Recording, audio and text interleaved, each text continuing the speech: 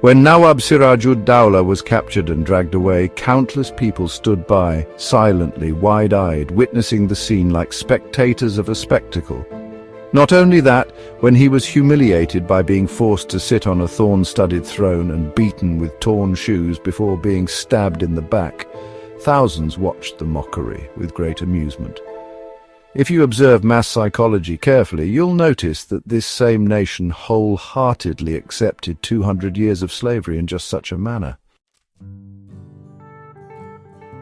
Let me share an interesting fact. Lord Clive wrote in his personal diary that, when the Nawab was being taken away, if each of the onlookers had thrown just one stone, the British would have faced a humiliating defeat.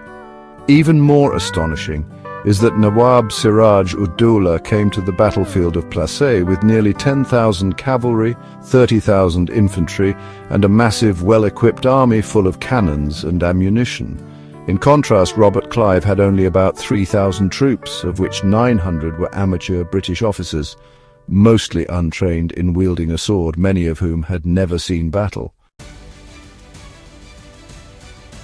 Despite all this, Robert Clive entered the battle knowing full well he would win, because he understood that to defeat a weak-minded, self-serving, indecisive nation, one does not need much preparation. A large army would be like using a cannon to kill a mosquito. A nation that can be defeated with a mere move on a chessboard is not worth risking thousands of soldiers for. Moreover, when the bait of the Nawab's throne was offered to Mir Jafar, Clive had already decided that after defeating Siraj, this traitor, along with the rest, would meet the same fate as the Nawab. And that is exactly what happened.